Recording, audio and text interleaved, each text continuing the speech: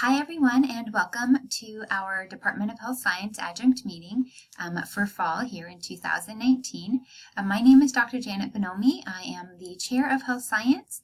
I am really excited to be working with each and every one of you in our various programs here in Health Science, in Public Health, Kinesiology, Healthcare Administration, and Sport Rec and Fitness Management. I've had the pleasure of interviewing some of you, speaking to most of you either on the phone or communicating via email. If we haven't met, I say in person, but if we haven't met over the phone or via email or WebEx, I hope to do that sometime in the near future here. Before we get started, I just want to let you know if any of you have any questions, if you are a newer adjunct and just kind of unsure on how we handle Blackboard here, hopefully I will ease some of that confusion here in this meeting and some of the following slides here.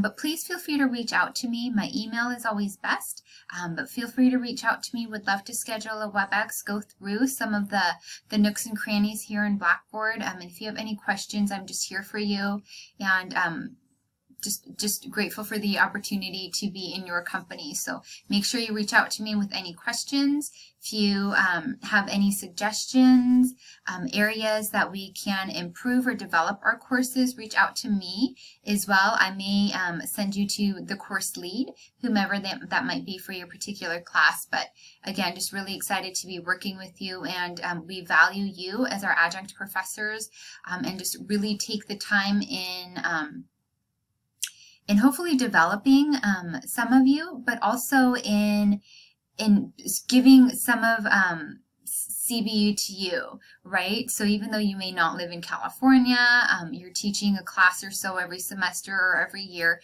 our students really have the same interaction with you during that course that they would have with any other full-time instructor. So we just want to make sure that you are interacting with our students, that our students hopefully are interacting with you. I know that's one of the challenges here in online teaching, but again, just really excited to have each and every one of you as part of our team here.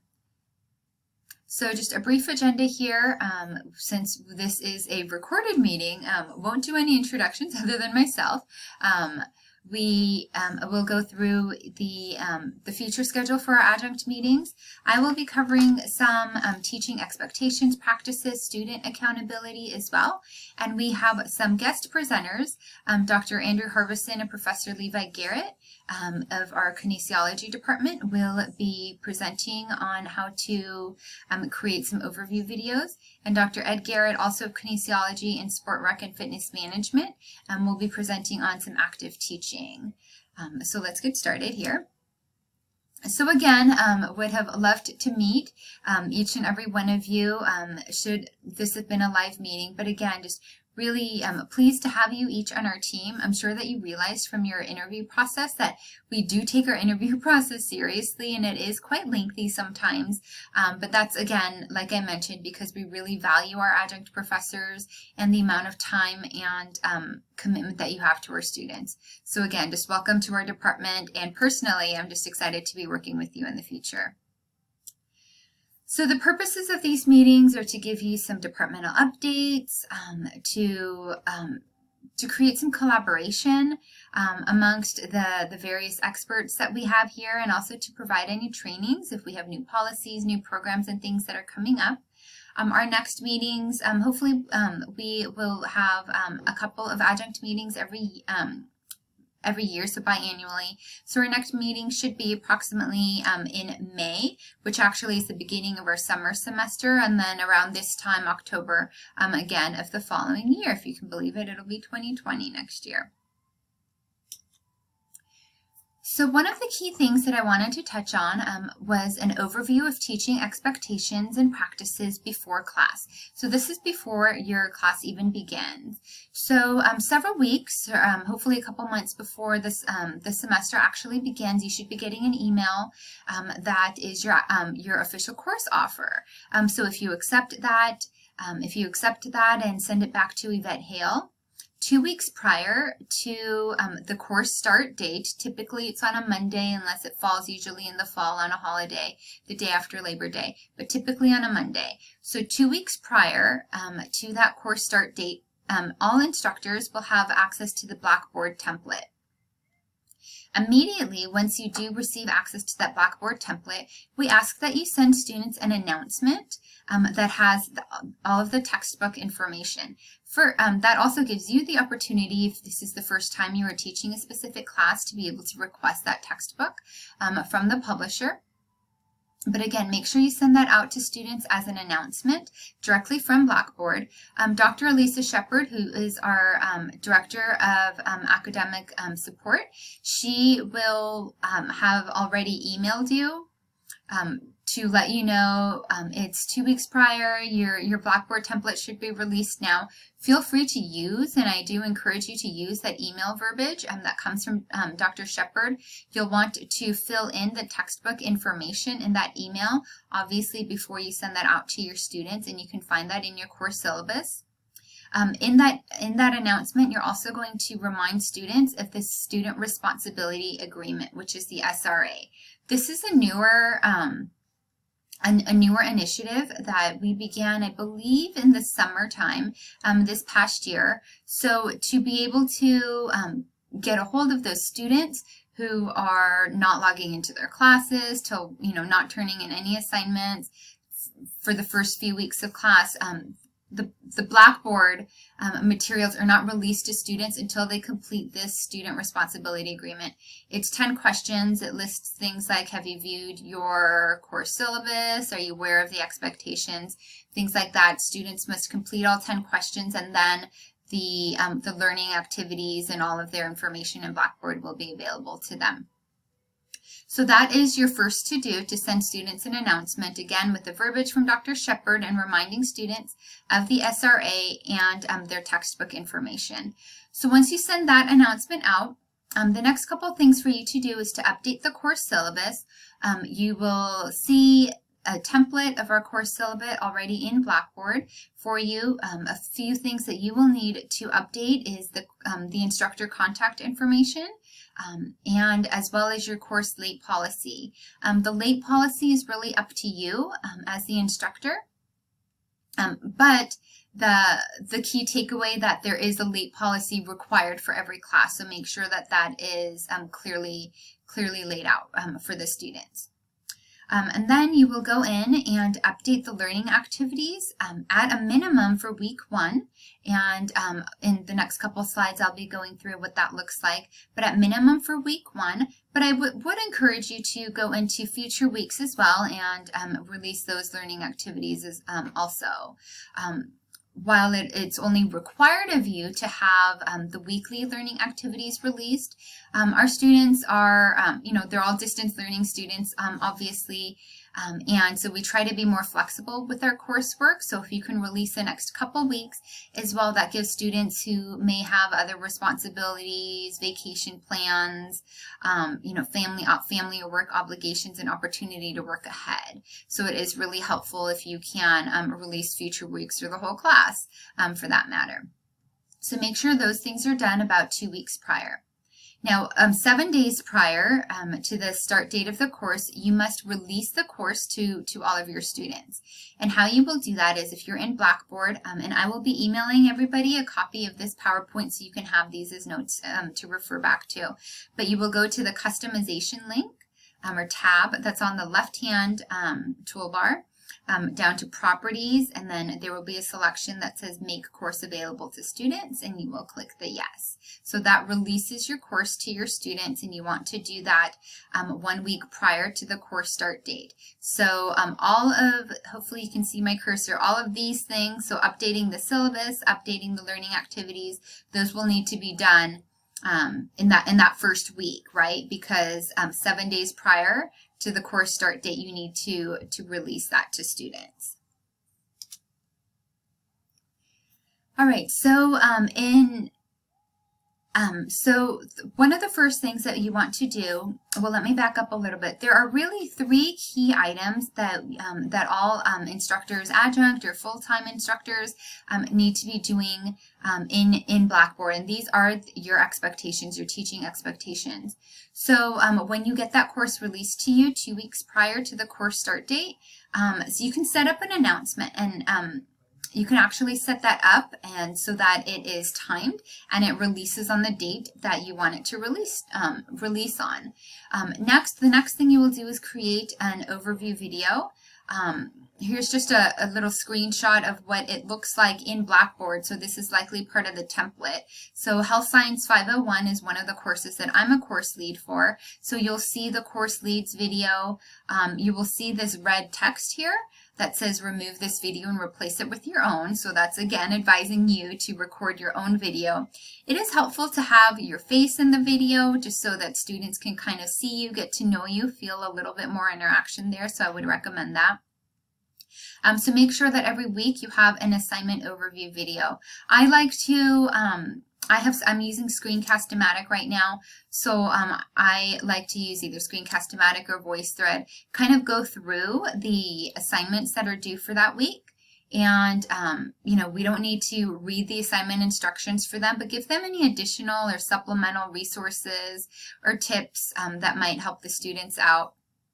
I do a little bit of active teaching in my overviews as well. If I have any real world experience or just want to share any stories, this is where you can include a devotional or some faith integration as well. So just the key takeaway is to make sure that you are including an assignment overview.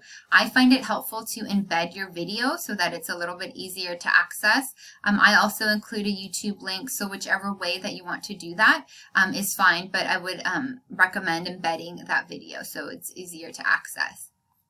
And then finally, you do want to include your own lectures. I cannot stress that enough. That is one of the requirements of our program, is that you include your own lectures. So you will always find either publisher slides or another course instructor slides, whether it be PowerPoints or videos. You are welcome to use that as a blueprint. You are welcome to verbatim, if you must, verbatim, you know, say exactly what I've said in my videos, but again, you just must include your own lecture recordings. Here, our reading assignment for the first week is 4 chapters, so I've included 4 separate lectures. If you want to include one video that covers all of those four chapters, that is definitely fine as well. So again, just make sure that you are including your own videos. I really encourage you to be creative, think outside the box.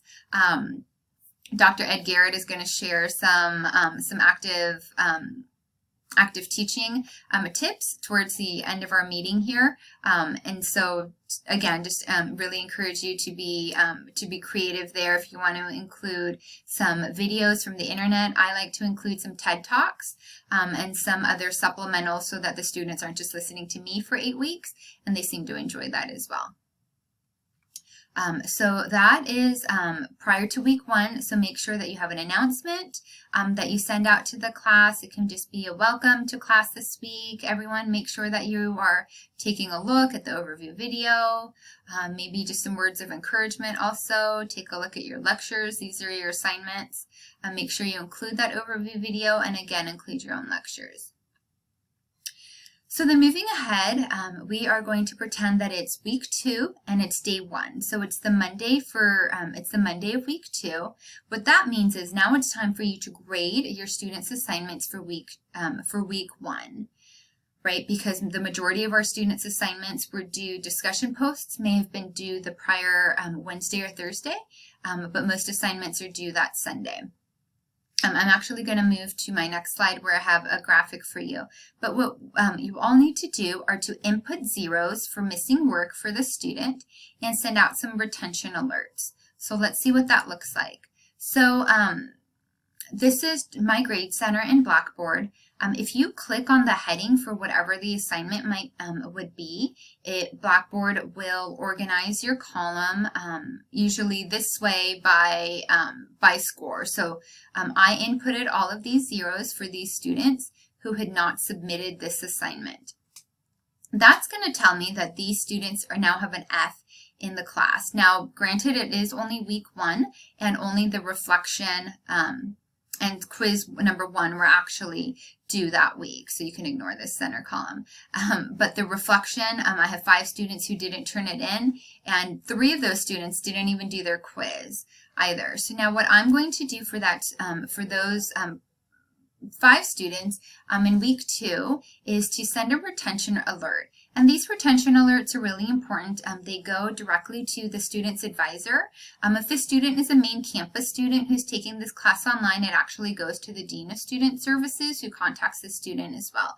So we want to make sure that we are capturing these students, sending them any support, letting the advisors know. So several weeks down the line, when it's week 5, week 6, and the student's failing and they come to you for help, you have a history of all of the retention alerts and the communication that you've put in place for the students. So again, so make sure that you include the zeros. Now, retention alerts, if you go to the Faculty Resources tab in Blackboard that falls under your learning activities. So on the left-hand column, you'll go to retention alerts, submit a retention alert, and then you will select the course that you are currently teaching. You will check the boxes. So in the previous slide, you saw that I have 5 retention alerts that I want to submit today. You can check box those students. And then when you click continue or submit, the students will come up. So make sure that you're writing the comment for the correct student. So here's for one of my classes, Health Science 460. You will click on the last date attended. This is important because then the advisor will be able to see, okay, this student hasn't logged into Blackboard since day 1 of the class, since Monday. So that would be an indicator of why she's not performing well. Some concerns about the student. There are several different, if you click on the chevron here, you'll see several different options. But here I'm submitting this retention alert because my student is missing assignments. Is her grade salvageable? For now, yes, because it's week 1. And so I'm going to write a brief comment. But I try to be as detailed as possible so when the advisor contacts the student, he or she has some information to work from. So Brianna is missing her assignments this week, and I've listed what those assignments are. She needs to submit the assignment as soon as possible, and she's currently not passing the course. The final 2 dots here, has the student contacted me for help? You will fill that in accordingly. Have you contacted the student to discuss your concern? This is really important, so I encourage you to click the yes and then follow up the retention alert with an email directly to the student. Brianna, I saw that you missed your assignments for week 1. Just keep in mind that falling behind in these 8-week courses, it's really easy to fall behind in these courses. Please reach out to me so I can help you, provide any support that you might need, and please submit the assignment as soon as possible, or contact me so you can set up a plan to submit your missing work. Just something like that, and make sure you send that follow-up email to the student.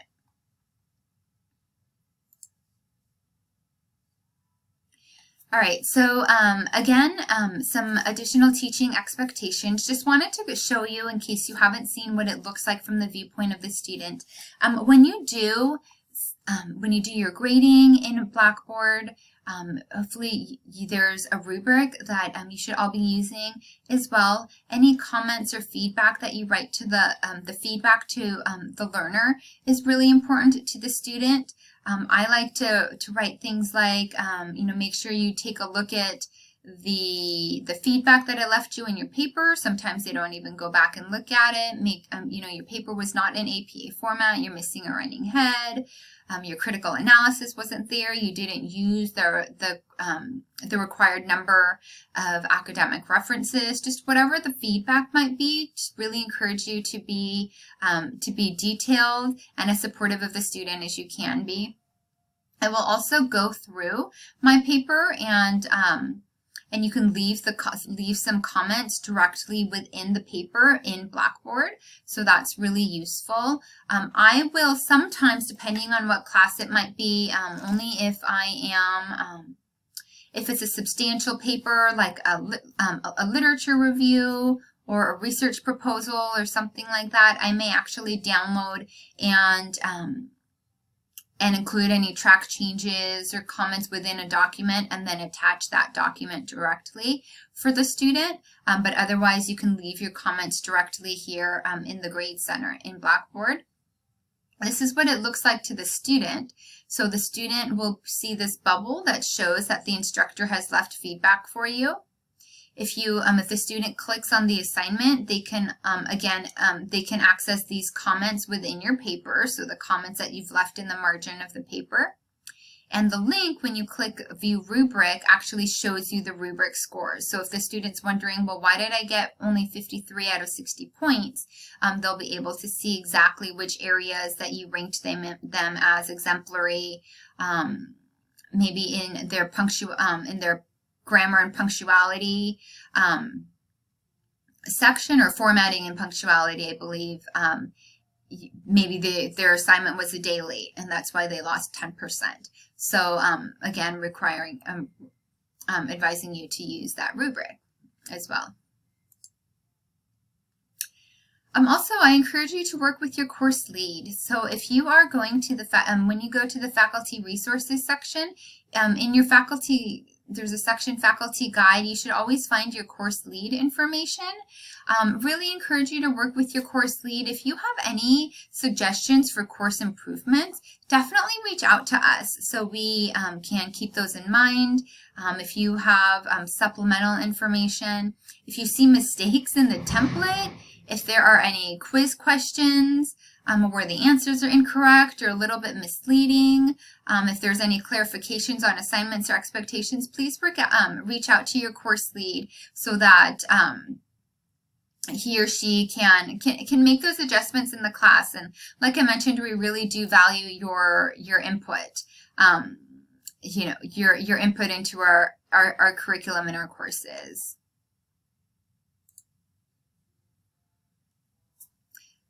All right, so faith integration obviously is very important to us here at CBU. So whatever method that might be for you. So for some of you, it may look like including a devotional within that weekly overview video. Perhaps if you're teaching a class on health and wellness, and you can integrate some scripture, or how the scripture sees health and wellness and food and how we're nourishing our bodies. So definitely that faith integration piece is necessary in our curriculum. The second bullet point, you can see it says critical assignment, which is our capstone, our final project. Rubrics are used in TaskStream. So TaskStream is our outside software, a program that we use to grade our critical assignments. And we use TaskStream for a lot of reasons, but one of the main reasons being assessment. So the student actually needs to submit their critical assignment in 2 different places. And all of this should be there in your week 8 template for the student, but again, it doesn't hurt to remind them at times. So first, they must submit their critical assignment in Blackboard. There is a separate link for check critical assignment here, and students are doing that for their critical assignment to go through SafeAssign, which tests for originality and plagiarism. And second, the student submits their critical assignment in TaskStream, again for assessment, and that's where you, the instructor, are actually going to go in and grade that assignment. There's additional information in week 8. There are a lot of really good guides for faculty as well as for students that has some good screenshots in there on how you can access TaskStream, a couple of troubleshooting information that students may give you. Just a couple off the top of my head. Some students will say, well, I can't open TaskStream. I can't seem to submit my assignment. The internet browsers that it works best on are Firefox and Chrome, so make sure students are using that. And also, if their student is repeating the class, you may not be aware because they don't tell you that. But since they've already submitted as critical assignment in TaskStream, it doesn't let them submit a second one. So in that case, the student or you needs to send an email to Jeff Kanister, who's our Director of Academic Support, and he'll be able to remove the student's prior critical assignment. We try to catch all of those before it gets to this point, but some of those slip through the cracks, so make sure that the student is contacting Jeff to release their task stream so that he or she can submit their critical assignment. Once all of your critical assignments are graded, you are submitting your grades in Inside CBU. Here is the link for Inside CBU. It's the same login as you use for your Lancer Mail and most of your other logins here. You will go to the Academics tab, look for Faculty Grading Online, which is in the Faculty Grading Online is in the left-hand column. Once you click that link, if you scroll down a little bit, your course list should appear in the right-hand column. So make sure that you click on the right course. If your courses don't appear, it may, for some reason, a different semester schedule may have loaded. So just click on Faculty Schedule and search by the semester, and you should be able to find your class. Keep in mind all grades are due by Monday, 4 p.m. That's our time, Pacific time, after the course end date. So that's typically a busier weekend to get all of our critical assignments graded, but grades are due Monday, 4 p.m. Pacific Standard Time after the course end date.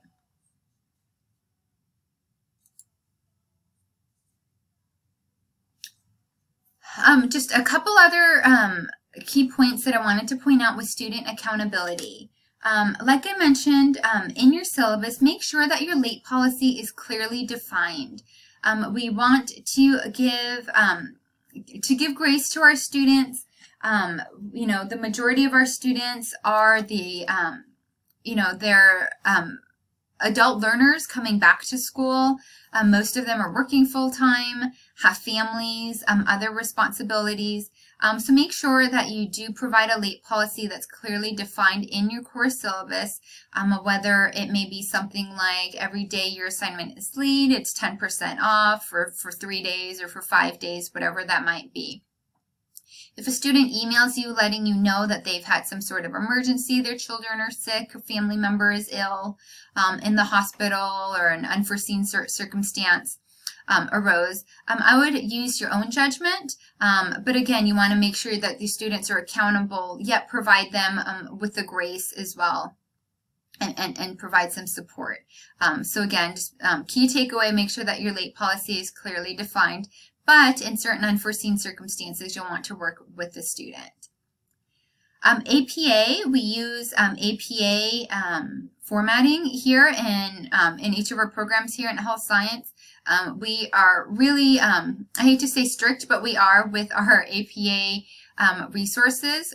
We want to provide just our students with the resources to become good writers, to prepare them to submit for publications, and so forth. In most of the classes, there may be a week 0 section that has some APA references. In my next slide, I'll show you what that looks like, or also in the student resources section. I think most kinesiology classes have a week 0 that has some APA resources in there. And then in public health, we have a student resources section that has some important links that may help students with APA. Calibration of grading.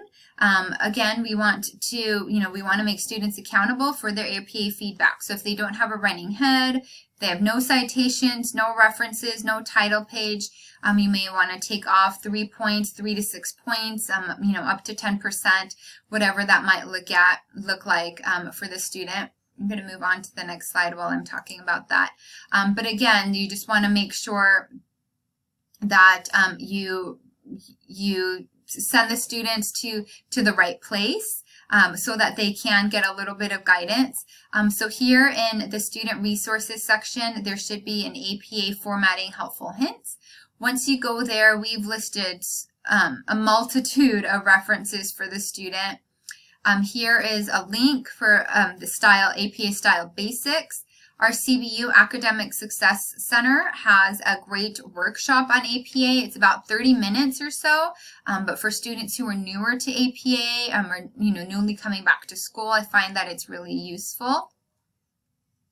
And another tutorial here, a sample APA paper. I've actually have this saved on my computer and will send it to students in their in the comments or in the feedback to their assignment to say, please revise your running head and take a look at the sample paper so you know what it's supposed to look like.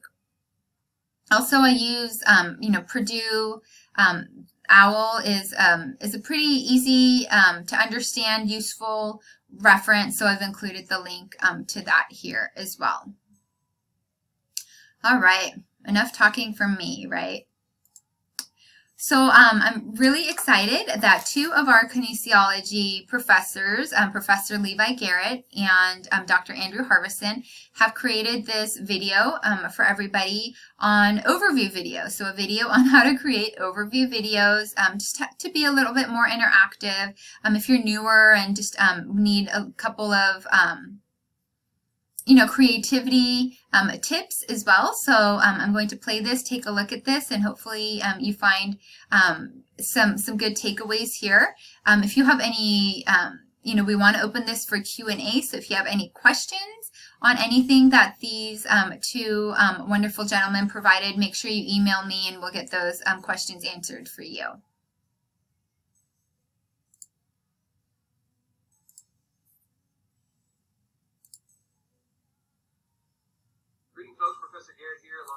Okay, actually, I'm going to open the whole link so that you can see it in the larger screen. Just bear with me for a second.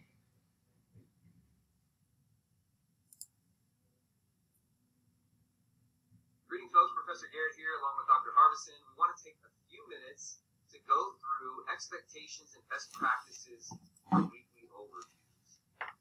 So, number one, we want to make sure that you all understand that it's expected that you include a weekly overview video for each week which you're teaching, okay? And by overview video, we want to make sure that you also understand that that includes a video component, much like you see here. There's a face to a name, and it's an opportunity for you to expand on the material. This will essentially, or this video that we're creating here, will essentially act as an example or template that you can use for your overview videos.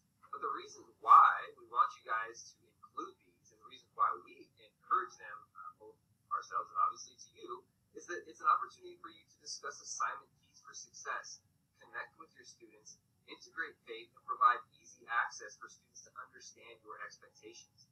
Also, it allows you to bring in current events that are relevant to the course that you're teaching to also enhance the material and the lectures and all of the resources for them. As Professor Garrett mentioned, one of the real things we're looking to do here is just to add value. One of the things I'll hear often from adjuncts and others is, no one's watching my overview videos. Why should I even keep doing this? And my question back is, well, what's in your video? Is it worth watching? And to that point, we want to make sure that we're not just reading instructions or reading the rubric to the student. We don't want to insult their intelligence, right? They can read by themselves. So make sure that we're doing something beyond just reading. Just as what we're doing here, kind of, again, as Professor Garrett mentioned, with this as a template, we're not just going to read the bullets of our PowerPoint here to you and call it good. We want to expand on some of these points, give you guys some additional content, and hopefully provide value. And that's the same idea we want to see with an overview video. This is like going to class for a student.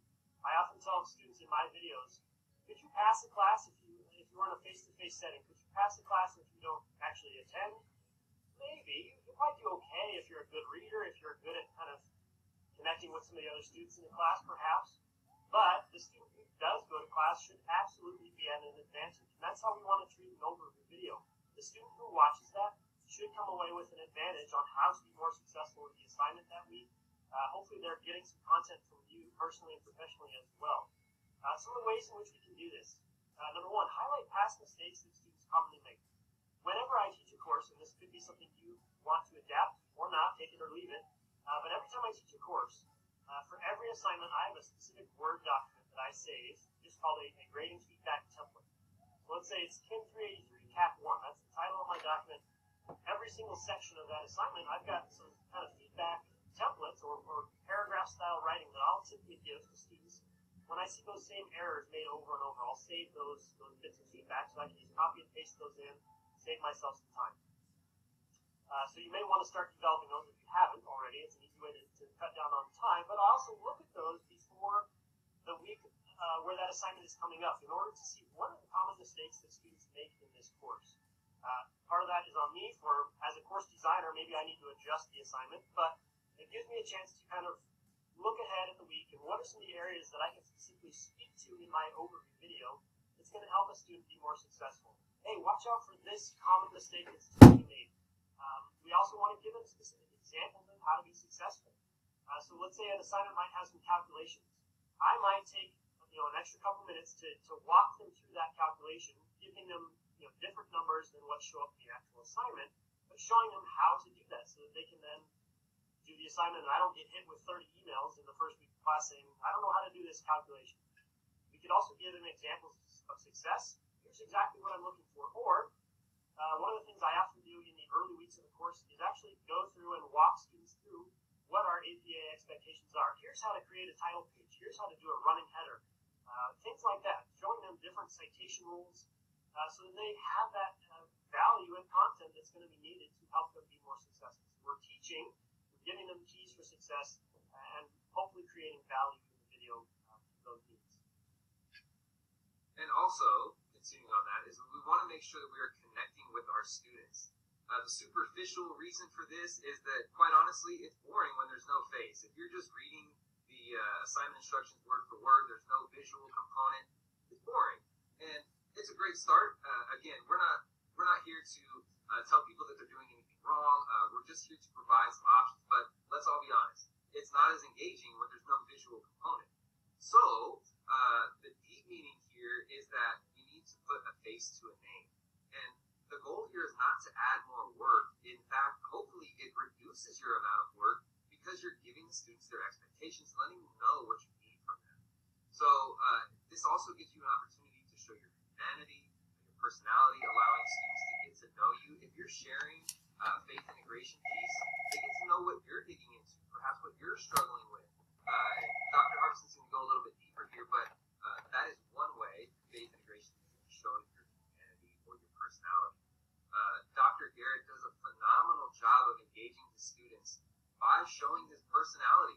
He loves to be fun, and that's why he wears hats in his videos and engages them with specific verbiage, and it encourages students to watch the overview videos, but ultimately what that's doing is feeding them into his expectations for the assignment, which is most important.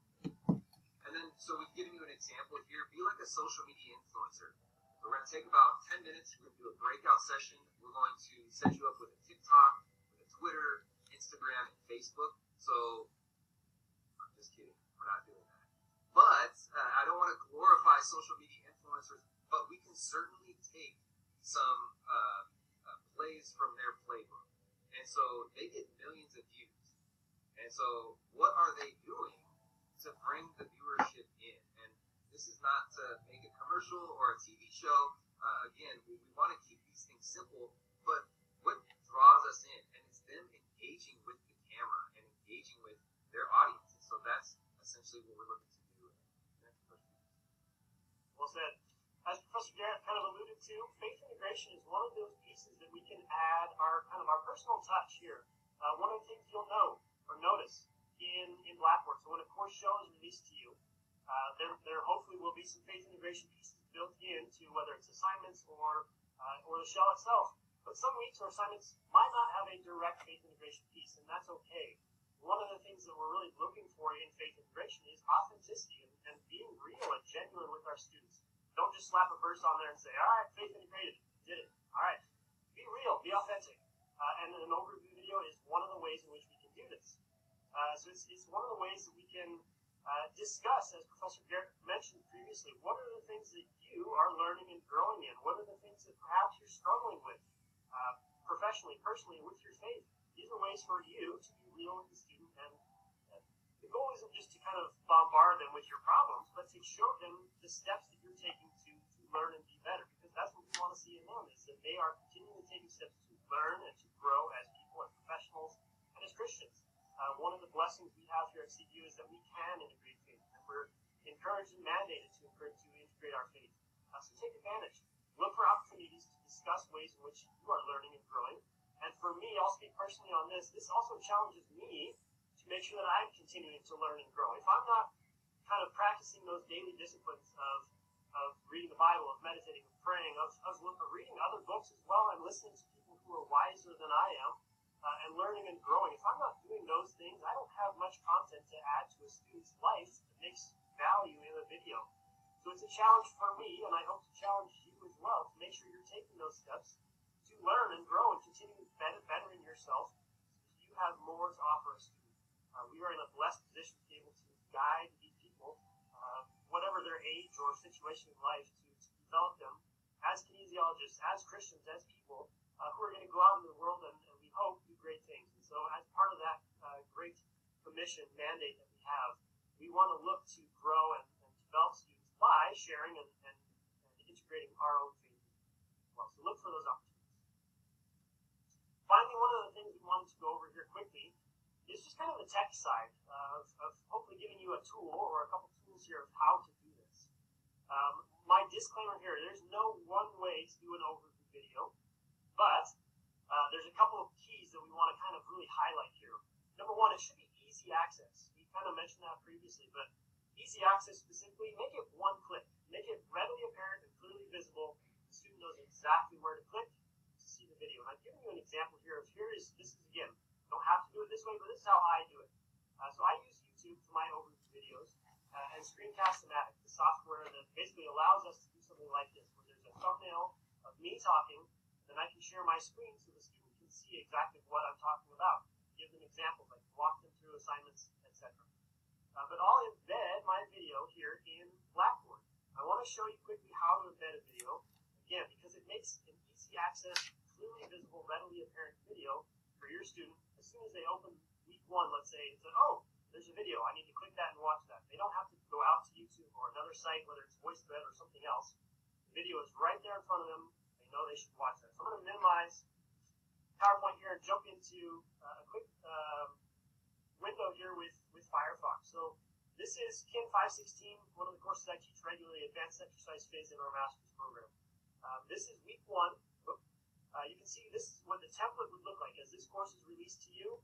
There's nothing here, but we know we should be including a weekly overview video instructor lecture. So this section here specifically is weekly overview.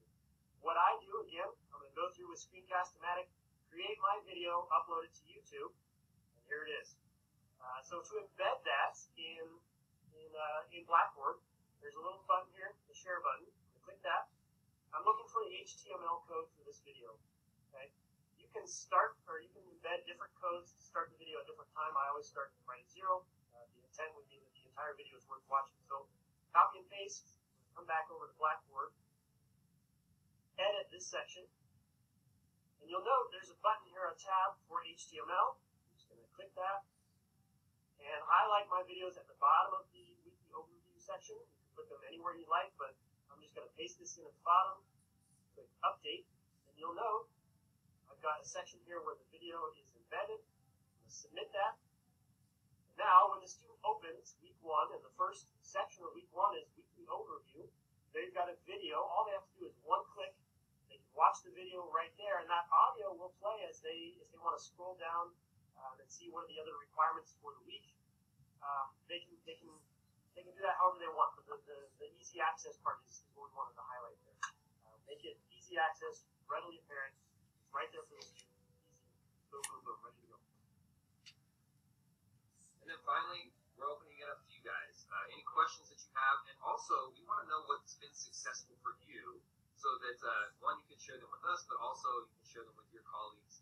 And so we're looking forward to hearing some of the ideas and some of the creative ways that you have used in your overview videos to connect with your students. So thank you all for your time, and look forward to the Q&A.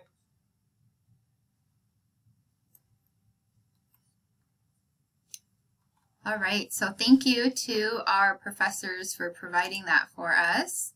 Let me open up I lost my PowerPoint. Let me see if I can get to my PowerPoint again. Here we go. So again, if you have any questions on the overview videos, any questions for Professor Garrett or for Dr. Harbison, feel free to email me and I can pass those forward, and we'll be sure to share that information with the whole group. So now we have our next guest presenter. This is Dr. Ed Garrett, and he will be sharing. He is just so creative, so much fun, really just adds that extra element to all of his classes. So I asked him to share for just a few minutes on active teaching. He uses VoiceThread. So again, it's a different recording software than the previous two professors did. So let's take a look at what Dr. Garrett has to share with us today.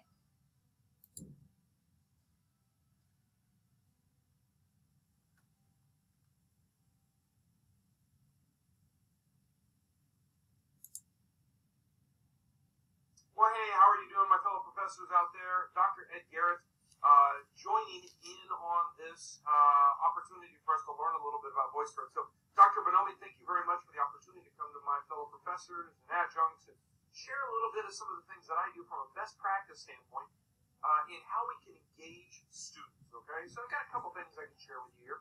I know Professor Garrett and Dr. Harbison have talked to you a little bit in regards to VoiceThread and showing you some ideas. I want to go a step further. And I always like being that different student, that different professor, excuse me. I just enjoy it. If you notice in the background, these are simple things that you can purchase on Amazon for like $20. Looks like a beautiful, beautiful villa or penthouse just sitting here by the ocean. No, just a little, that's my wall in my study. That's just a little skim that I threw up there. You can buy those for like $20.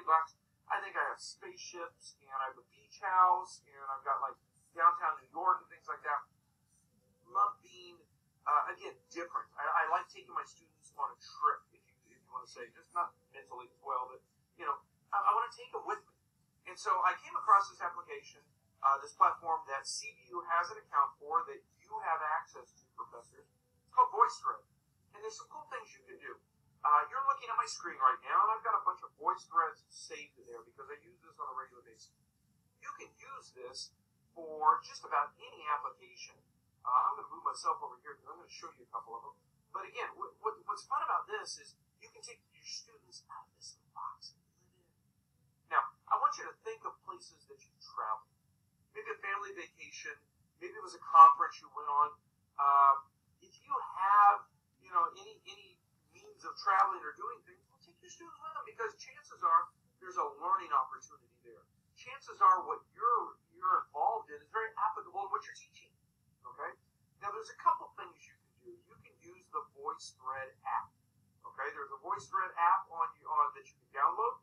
And let me walk you through a little bit of what that looks like. I'm going to click on this because I put together a small little tutorial. You see that VoiceThread app right there? You're going to click on that. And when you click on that, you see all the list of some of my videos, new, old, things like that I've been working on, overviews, lectures. They're all right there. You can click on any of those. I'm going to click on that USOC. That was a video I shot on VoiceThread when I was in the Olympic Training Center in Colorado Springs talking to my sports management courses. So you just click create, and then you go to add, and then from there I'm going to go to video record, and I'm going to record myself. Now, I shot myself doing this a couple months ago.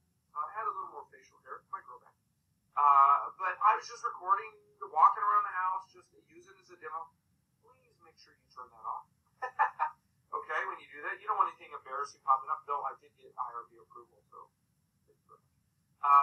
that. But anyway, you know, you're able to take and use your phone to record yourself doing stuff. So there I am, I'm talking, record myself, and then you can type in a title. And so you type in your title, so you're at a conference, and you're recording, you know, just looking around at the posters, and what those posters, you know, involve, or how students can be, you know, utilize this experience or that experience. And once you save that, it goes right there in your VoiceThread. And so description of the VoiceThread, you put that title in, you tag anything you need to, have a description. And once you click save right down there, it's going to show up in your VoiceThread account. It will be like going, boom. It's right there. Now that's kind of cool because you don't have to download it. You don't have to email it to yourself. It makes it very simple. Now, one of the things I have noticed with the VoiceThread app is sometimes it gets a little choppy. Might be because of internet speed, Wi-Fi, whatever's going on. It just doesn't work as well. So there's a plan, and there's a backup plan for that. So if you have a Android or Apple, doesn't matter. Most of my world is Apple.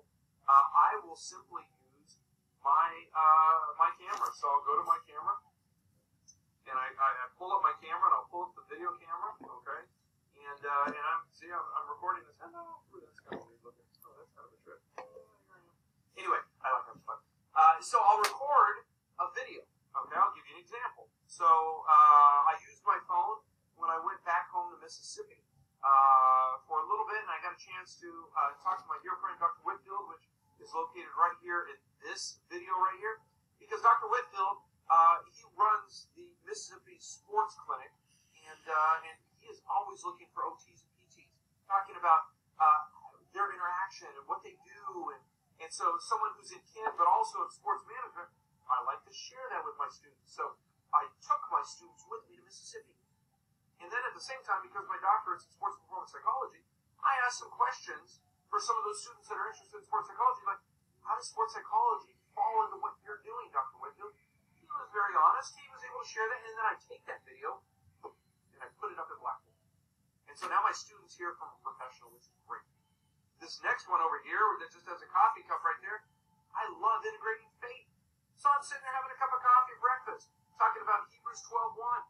And all of these I'm recording simply just on my phone and on the video on my phone. I'll give you another example. Let me see. So I like traveling and taking my students to places with me and then talking about the topics that were in that week. So I took my students with me to Disneyland. And I'm talking this week about anxiety and stress.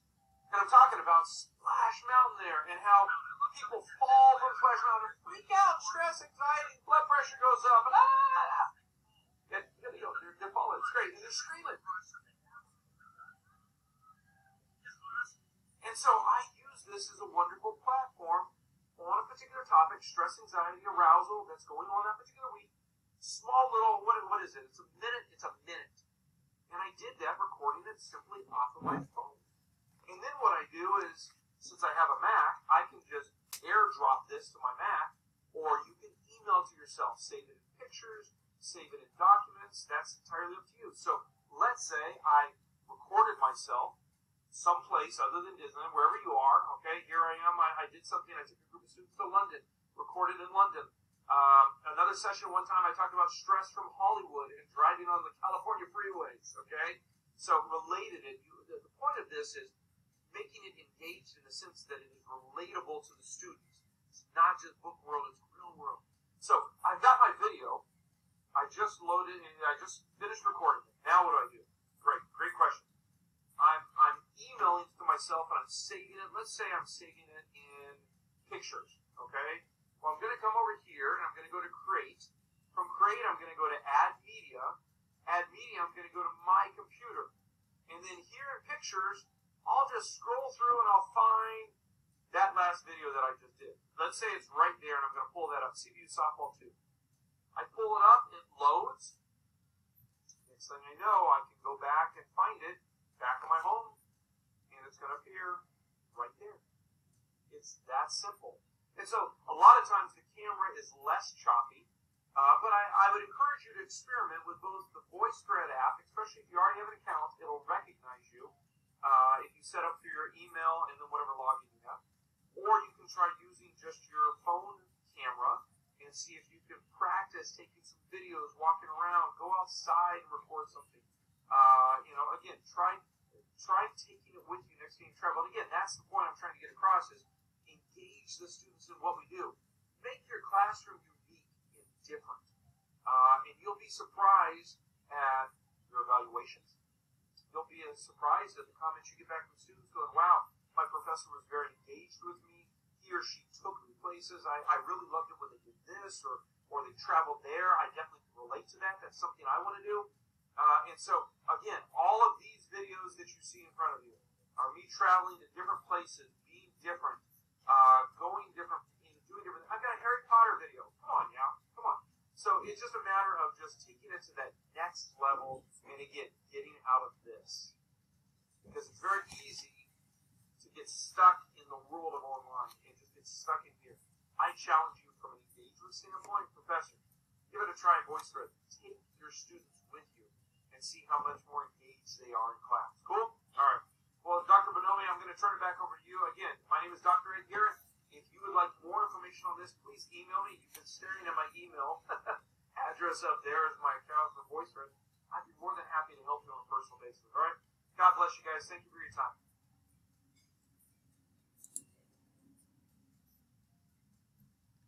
All right, so as you can see, Dr. Garrett is our VoiceThread or our active teaching guru here. So hopefully you took away some great lessons from him. And again, if you have any questions, please direct them directly to Dr. Garrett or feel free to email me.